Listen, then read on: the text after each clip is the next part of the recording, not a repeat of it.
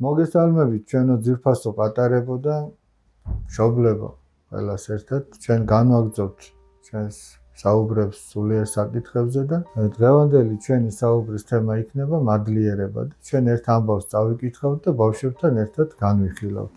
მოდი დავიწყოთ. მეფე და ძაღლები. გახსოვთ მეფე და ძაღლები. და მოდი ერთად წავიკითხოთ და განვიხილოთ.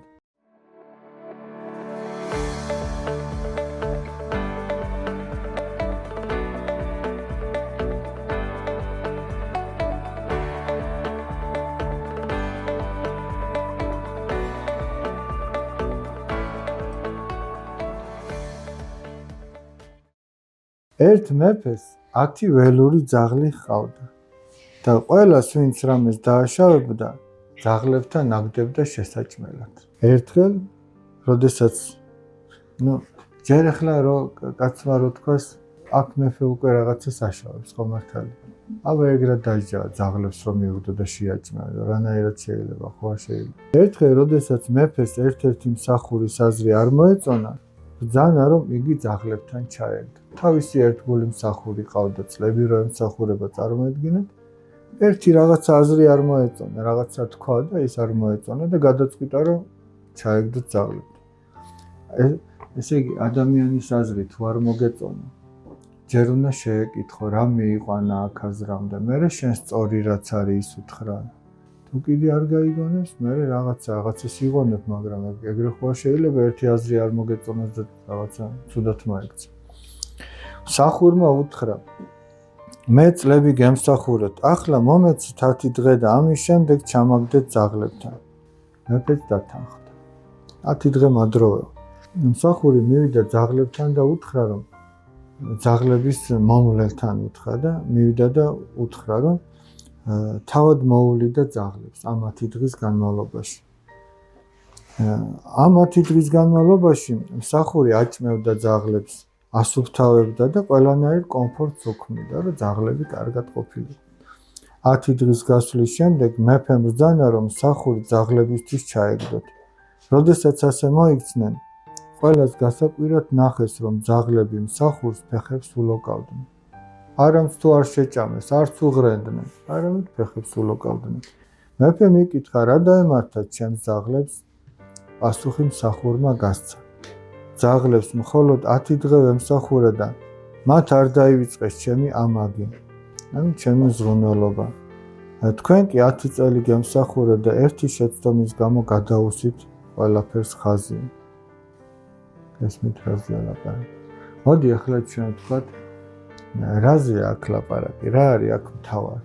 მე იმას ვიტყვი რომ იმიტომ ლოკავდნენ ძაღლები ფეხებს მეფეს მსახურს რომ 10 დღე აჭმევდა. 10 დღე აჭმევდა და დაუფასეს ამაგი, ხო მართალი? ადამიანის შრომა რამდენი ხნისაც არ უნდა იყოს, ერთი დღის, ერთი თვისა და რამდენი დღისაც არ უნდა იყოს, მაინც უნდა დაუფასოთ ადამიანს. მე იმას ვიტყვი რომ ბევრი ხანი ემსახურო და ერთი შეცდომა მაინც დაუშვა. მეფემ არ უნდა ჩაგაგდოს ძაღლებთან. ხო და ნახეთ რაზეა ლაპარაკი. შეიძლება ადამიანი ცოტა გაგიკეთოს, შეიძლება ბევრი გაგიკეთოს, შეიძლება დიდი ხანი გამსახუროს, ცოტა ხანი. აი როგორც თომამ თქვა. მაგრამ ყველას ყველაფერი უნდა დაუფასო. აი ჩვენ მაგალითად ვის რა უნდა დაუფასოთ? მოდი ამაზე ვილაპარაკოთ. ერთი შეცდომის გამო ყველაფერს ხაზი არ უნდა გადაუსვა. კი ბატონო, ბარბარე, შენ რას გვეტყვი? მაგალითად რესტორანში რომ მუშაობ, ყველამ უნდა დააფასოს შენი ნაშრომი. უნდა დააფასო, სადაც არ უნდა მუშაობდა. ყველას ნაშრომს უნდა გაუფრთხილდე და დააფასო. ეს კიდე ცალკე საკითხია, მაგრამ აქ რაზეა იცი ლაპარაკი? მადლიერებაზეა ლაპარაკი, რომ მადლიერი უნდა იყო. წარმოედგინეთ, მეფეს 10 წელი ემსახურებოდა ვიღაც და მადლიერების გრძნობა არ ჰქონდა. ამ ძაღლებს კიდე იგივე ადამიანი 10 დღე ემსახურა და მათ მადლიერებით დაუწყეს ფეხების ლოკვა და არ შეჭამეს, არ შეუღრინეს და არაფერი არ გააკეთეს, ხო მართალი? მოდი ერთი პატარა ამბავით წავიკითხოთ. ორი ანგელოზი ერთმანეთის ქმედებას აკვირდებოდა. ერთ-ერთი მათგანი ღრუბლებზე ისვენებდა. მეორე კი მიწიდან ზეცაში და უკან ჩაუხრელად დაფრინავდა. ანუ ხან ზეცაში ადიოდა, ხან მიწაზე ჩამოდიოდა, ხან ადიოდა, ხან ჩამოდიოდა და ძალიან ხშირად. მან ვინც ღრუბლებზე ისვენებდა, მეორეს კითხა: რა დაფრინავ აქეთ-იქით? უპასუხა: მე ღმერთთან გზავნილები მიმაქვს, რომელიც ასე იწყება: ღმერთო, დამეხმარე. მეც მითხარი, რატომ ხარ ასე ხშირად უსაქმოდ? მე უფალს ის გზავნილები უნდა მიუტანო, რომელიც ასე იწყება: მადლობელი ვარ ღმერთო. გესმით? ანუ ვინც ხშირად ზეცაში ადიოდა და ჩამოდიოდა, იმას რა გზავნილი მიქონდა? დამეხმარე ღმერთო. და ვინც ისვენებდა და არ ადიოდა და ჩამოდიოდა? მადლობის წერილები და ესე იგი ეგ რას ნიშნავს? რომ მადლის წერილები უფრო ძალიან ცოტა იყო და მაგიტო იჯდა ეგრე. კი ბატონო, ანა, შენ რას გვეტყვი? ის ანგელოზი, რომელიც ძალიან ხშირად ადიოდა ზეცაში, მას ადამიანებსაც ძალიან ბევრი განსაცდელი აქვს და იმიტომ ევედრებიან უფალს. და უფალს ევედრებიან. მაგრამ ნახე კიდე რაზე ლაპარაკი, რომ ადამიანები არ მადლობენ ღმერთს. მაგაზე ლაპარაკი. უფრო ევედრებიან უფალო, ეს მინდა, ის მინდა, რაღაცა მინდა, მაგრამ რაც აქვთ, იმის გამო არ მადლობენ. გაბრიელ, რას გვეტყვი? ანგელოზი როცა დაბლა დამაყლე მოდიოდა, ის ანგელოზი ადამიანებს სიკეთეს უკეთებდა, ვინც გაჭირვებული იყო, სიკეთე მიაკვდა. დიახ, მაგრამ ის ვინც არ მიდიოდა არც ადამიანებთან და არც ღმერთთან, ეგიც იგავურად არის ნათქვამი და რას გვეუბნება, რომ ესე იგი ადამიანი უფრო მეტად ღმერთისგან რაღაცას ითხოვს, ვიდრე მადლობს. ეხლა ადამიანი რო სიკეთეს გაიკეთოს, მადლობა არ უნდა უთხრა? ხო და ნახეთ მამა გაბრიელი როგორ ამბობს, წმინდა გაბრიელ ამხსარებელი და სალოს, აი ჩვენი დროის დიდი წმინდანი. დაიწყეთო ღმერთისთვის მადლობის თქმა იმის გამო, რაც გაქვთ და ღმერთი მოგცემს იმას, რაც არ გაქვს. დავუშვათ, აი მოდი ჩვენს ენაზე რო თქვა და აი დავუშვათ, მარიამ რაღაც სათამაშო გაქვს. შენ თუ იმის გამო ღმერთს მადლობას ეუბნები, ეგ სათამაშო რო გაქვს. ღმერთი სხვა უფრო ახალს და უფრო კარგსაც გამოგიჩენს. მაგრამ თუ ღმერთს არ ეუბნები მადლობას იმის გამო, რაც გაქვს, მაშინ შეიძლება იმაზე უკეთესი აღარც გქონდეს. გესმით რაზე ლაპარაკი? აი როგორც ხარ იმის გამო თუ მადლობელი ხარ ღმერთის, ღმერთი იმასაც მოგცემს, რომ უკეთესად იყო. მაგრამ რაც არ უნდა გქონდეს, თუ ყოველთვის უკმაყოფილო ხარ, მაშინ ეგ უმადურობა, ეგ მადლიერება არ არის. ჩვენ ადამიანები 1000 რაღაცას ვთხოვთ უფალს, მაგრამ ჩვენ რომ რა დროსაც გავიკეთებს უფალი, ამ დროს მე გავიწყდება და ამ პარტონობას ვიწყებთ იმაზე, რომ მაგალითად ეს მაქვს და ეს მაქვს და პირიქით უფრო უფლის ჩვენ რასაც ვთხოვთ უფალს, უფლისთვის მადლობის გადახვდა გავიწყდება ჩვენი ამ პარტონობით. შემდეგ. კი ბატონო, ანუ ჩვენს თავს მივაწერთ, რომ ჩვენ ავართ ესეთები, ჩვენ შეგვიძლია და გავიწყდება, რომ სიტყვაზე ვამბობ. დავუშვათ, ვიღაც კარგად მღერის. ავიწყდება ადამიანს, რომ ეს კარგი სიმღერის ხმა და ნიჭი, სმენა, ღმერთმა რომ ის, ეგ ავიწყდება. და ამითი ამაყობს, ნახე რა მაგრამ მღერი ვარ, აი სცენიდან რო ჩამოდის ადამიანი, ტაშს რო უკრავენ, ხურვალი აპლოდისმენტები და ჩამოდის სცენიდან, ის კი არ უნდა თქვას, რომ ნახე რა მაგარი ვარ, მე მიკრავენ ტას. არამედ უნდა თქვას, მადლობა ღმერთო, რომ აი ესეთი ხმა და ესეთი ნიჭი მომეცი, რომ მე ამ ადამიანებს ესეთი სიამოვნება მივანიჭე. და თვითონ კი არ მიიწერს ამას, იმას სინამდვილეში რაც მისი არ არის, არამედ ღმერთს მიაწერს. მადლობ ღმერთო, ეს შენგან არის. ან მაგალითად ვიღაცას აქვს ხატვის ნიჭი დახატა. და აი გამოფენა ეხლა, აი ნახეთ რა მაგარი რაღაც დავხატე. მაგრამ თუ ადამიანი იტყვის, რომ მადლობ ღმერთო, მე შენს გარეშე ამას ვერ დავხატავდი. ასეთ ადამიანს უფრო მეტი ნიჭი მიეცემა ღვთისგან ხატვის. ვინც არ მიითვისებს ღვთისგან ბოძებულს. არამედ ღმერთს მადლობს.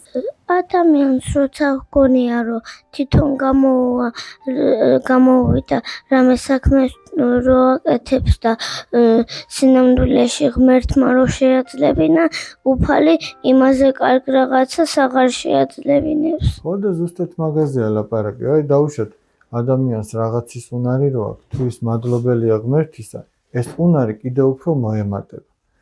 და თუ ადამიანი არ მადლობს და თავისად ჩათვლის იმას მეტი აღარ მიეცემა. ისე რომ თუ გინდა რომ უფრო მეტი ნიჭი მოგემატოს ღვთისგან, უნდა მადლობდე ღმერთს იმის გამო, როგორიც გაქვს. მასმა იმის თქმა მინდოდა, რომ მაღლა რო იყო ანგელოზი მაგ ანგელოზს იმიტომ მქონდა ცოტა საქმე რომ მას ზოგი მდიდრებს ავიწყდება ლოცვა რომ ესეთი მდიდარია და ღმერთს მადლობას არ ეუბნება და ვინც ატიოდა და ჩამოდიოდა ვინც ღარიბი იყო ისინი მხურვალე ლოცულობდნენ და ევედრებოდნენ ღმერთს. დიახ. როდესაც ვინმე რამე კარგს ვიკეთებ, ის თუ არ დავაფასეთ, ის ჩვენთვის კარგი აღარ არის. კი ბატონო, აი მადლიერი უნდა იყო ყოველთვის. ჩვენ ახლა აი მადლიერი უნდა ვიყოთ ვისი? ღმერთის მადლიერი უნდა ვიყოთ. მის გარეშე ჩვენ არ ვიქნებოდით. უნდა ჩვენი მშობლების მადლიერი უნდა ვიყოთ. აი თქვენ რო სკოლაში მიდიხართ, თქვენი მასწავლებლების მადლიერი უნდა იყოთ, იმიტომ რომ მათ ჩვენ ბევრი რამე გვასწავლეს.